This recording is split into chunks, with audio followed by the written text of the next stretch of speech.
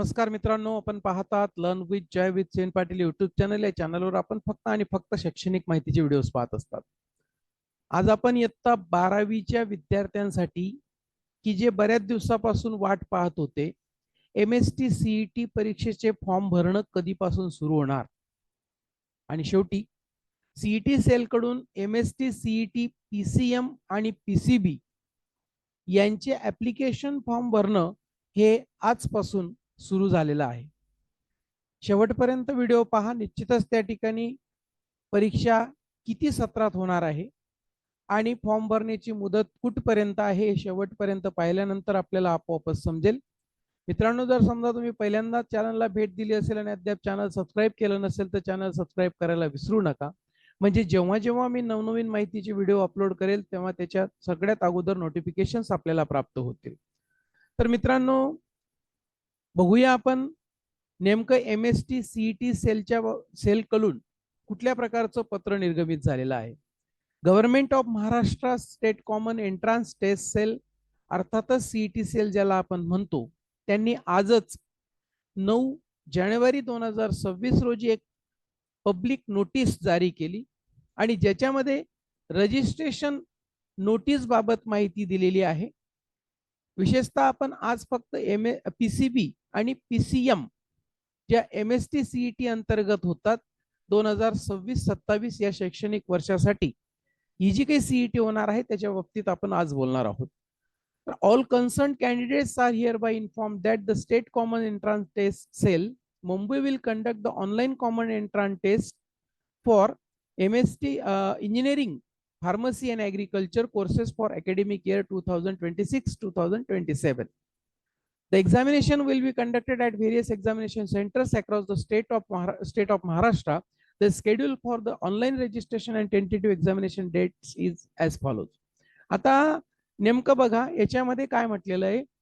MST CET PCM आणि PCB या दोन्ही ग्रुपसाठी फॉर्म भरण्याची मुदत उद्यापासून 10 जानेवारी 2026 पासून सुरू होते आहे आणि 12 फेब्रुवारी 2026 पर्यंत सुरू असणार आहे.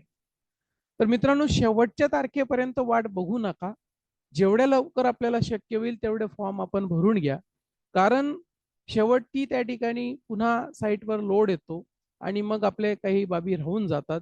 त्याच्यासाठी 12 फेब्रुवारी पर्यंत वाट पाहण्याची आवश्यकता नाही.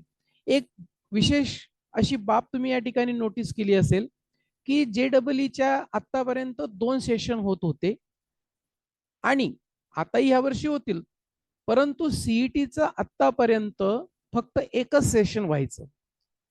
परंतु त्या पद्धतीने JEEच्या पद्धतीनेच CETने सुद्धा MST CET आपलं CET सेलने सुद्धा MST CET PCM आणि PCB ची परीक्षा जी काही आहे ती परीक्षा 2 सेशन मध्ये घेण्याचं ठरवलेलं आहे. पहिलं सेशन होणार आहे 11/4/2026, 11 एप्रिल 2026 अँड 26 एप्रिल 2026 याच्या दरम्यान. 11 एप्रिल 2026 ते 26 एप्रिल 2026 या दरम्यान पहिला अटेम्प्ट म्हणजे पहिलं सेशन आणि त्याच्यानंतर सेकंड अटेम्प्ट होणार आहे 10 मे 2026 ते 17 मे 2026. याच्यापैकी नेमके आता क्रायटेरिया काय असणार, कुठले मार्क्स पकडले जाणार, आजच त्या ठिकाणी त्या संदर्भात सांगणं हे चुकीचं ठरेल. JEEला तर समजा 2 सेशन मधून ज्याचे जास्त मार्क्स असतात ते पकडले जातात आणि त्याच्यावर त्या ठिकाणी पुढील सगळी ऍडमिशनची प्रोसेस सुरू होते. आता CETचं सुद्धा तसंच राहणार आहे, परंतु अधिकृत अशा प्रकारच्या जे काही सूचना आल्याशिवाय खोटी माहिती त्या ठिकाणी मी निश्चितच देत नाही आणि म्हणूनच मी आज तरी त्या ठिकाणी त्या विषयावर बोलणार नाही. परंतु 2 सेशन निश्चितच त्या ठिकाणी होणार आहेत CETचे सुद्धा या वर्षापासून, असं त्या ठिकाणी आपल्याला माहिती दिली आहे.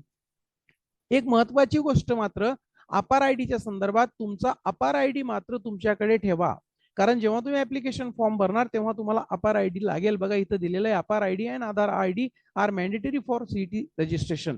तुमच्याकडे तर आधार आयडी असतोच, परंतु अपार आयडी सुद्धा लागणार आहे. तुम्ही ज्या कॉलेजमध्ये 12वीला आहेत किंवा होतात त्यांच्याकडून अपार आयडी तुम्ही घ्या. तुम्हाला तो अपार आयडी त्या ठिकाणी इथं लागेल आणि ऐनवेळेस तुमची फजिती नको म्हणून अपार आयडी तुमच्याजवळ असणं आवश्यक आहे.